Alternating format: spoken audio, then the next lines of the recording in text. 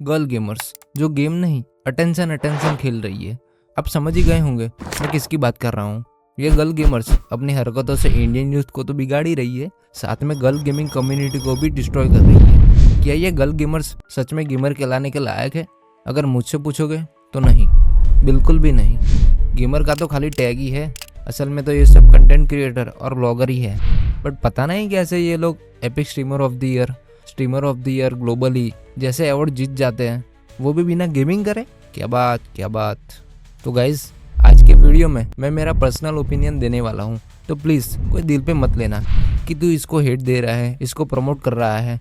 नहीं, मैं आपके सामने जो हकीकत है वही पेश करूँगा।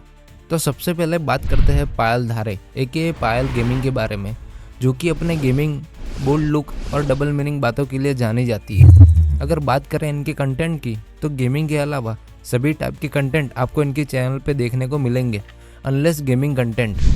जिसके लिए पायल गेमिंग जानी जाती है, वही गेमिंग वीडियोस उनके चैनल पर तो है ही नहीं। सभी वीडियोस व्लॉगिंग और चैलेंजेस से भरे पड़े हैं। In December 24 Payal wins the streamer of the year award. Seriously? अभी आप में से कुछ का मानना है कि पायल उस अवार्ड को डिजर्व नहीं करती है।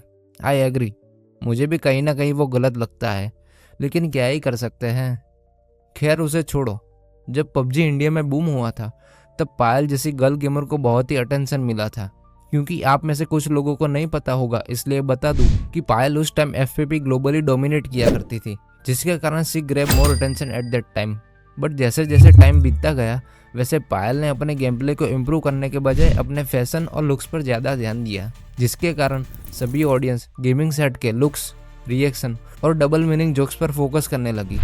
रिजल्ट, अब पायल अगर अच्छी गेमिंग भी करे ना, तो भी उसकी ऑडियंस उसको गेमिंग में तो सपोर्ट नहीं करेगी, क्योंकि ऑडियंस को आपने अपने गेमिंग से हटा के अपने लुक्स पर फोकस करवा दिया है। जिसके कारण अगर कोई गर्ल गेमर हार्डकोर गेमिंग करेगी तो उसको सपोर्ट नहीं मिलेगा, क्योंकि उसके पास लुक्स नहीं है। अभी लुक्स की बात कर ही रहे हैं, तो मिजो प्लेस एके महक शायद को कैसे भूल सकते हैं। मिजो एक सक्सेसफुल स्ट्रीमर और कंटेंट क्रिएटर है, जिसकी वजह से she once epic streamer of the year for mobile gaming. लेकिन सरप्राइजली इनकी चैनल पर मोबाइल गेमिंग की लाइव स्ट्रीम से ज़्यादा PC गेम्स की स्ट्रीम है। तो मिजो ये अवार्ड को कैसे जीती? सोचो। चलो अवार्ड्स को हटाओ, मिजो ने अपना एक इंस्टा एक्सक्लूसिव भी खोल रखा है, लेकिन एक गेमर को एक्सक्लूसिव की क्या ज़रूरत है? इसका आंसर आपको पता ही है, और मिजो को भी पता है कि ऑडियंस मेरे गेम प्ले से ज़्यादा मुझे देखने आते हैं। That's why she creates Insta exclusive. लेकिन क्या ये गेमिंग कम्युनिटी के लिए सही होगा? मतलब इंस्टा एक्सक्लूसिव की फ़ोटोज़ एक गेमर को शोभा देती है? यूथ आपको फॉलो करता है, फिर चाहे वो चीज़ सही हो या गलत। अभी गॉडलाइक गर्ल गेमर्स की बात कर ही रहे हैं, तो साक्षी और बच्चू को कैसे भूल सकते हैं। Sakshi Shetty, a girl gamer and a content creator for Godlike esports. Sakshi एक गर्ल गेमर है, लेकिन गेमिंग के अलावा इनके चैनल पर सभी चीज़ें होती है। बट उसके बाद भी she wins the stylish gamer of the year awards. Award वालों, क्या गांजा फूक के अवार्ड्स दे रहे हो? चलो गांजे को हटाओ, अब बात करते हैं हमारे न्यूली ज्वाइन बच्चू एके रिया वर्मा के बारे में। बच्चू एक इंस्टाग्राम इन्फ्लुएंसर है। अकॉर्डिंग टू सोर्सेस, बच्चू ने जोनाथन का एक रिएक्शन वीडियो अपलोड किया था। उसके थोड़े दिनों बाद ही Godlike sign her as a content creator. सुना, कंटेंट क्रिएटर। तो रिया जी, ये क्या है? गेमर? किस बिना पे आप अपने आप को गेमर कंसिडर करते हो? जरा हमें भी तो बता दो। ऑडियंस आप ही बता दो, ये गर्ल गेमिंग कम्युनिटी का पार्ट है? यस और नो मुझे कमेंट में बताना। The next contestant is Blossom place aka Laiba. Blossom is the part of 8-bit creatives as a content creator and a girl gamer. लेकिन कंटेंट क्रिएशन और gaming के नाम पे डबल मीनिंग जोक्स और ओमेगल के रिएक्शन वीडियोस आपको परोसे जा रहे हैं।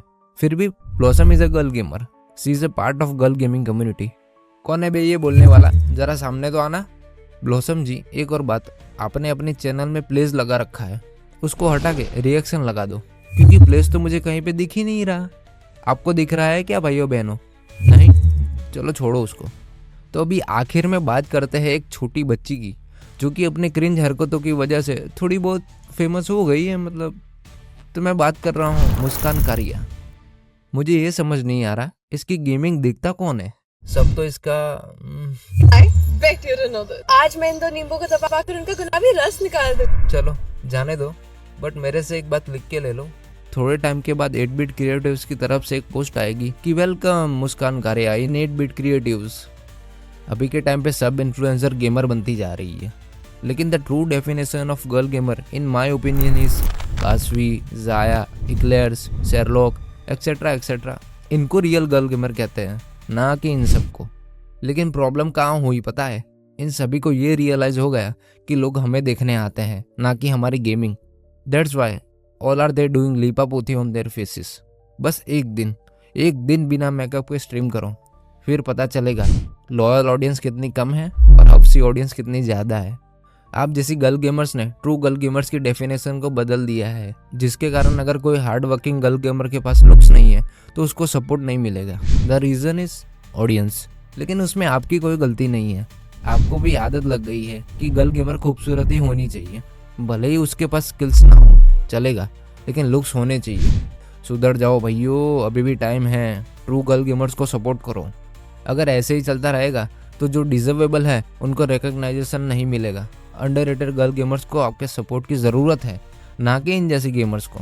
तो जाओ सपोर्ट करो उन गर्ल गेमर्स को और गेमिंग कम्युनिटी को आगे बढ़ाओ।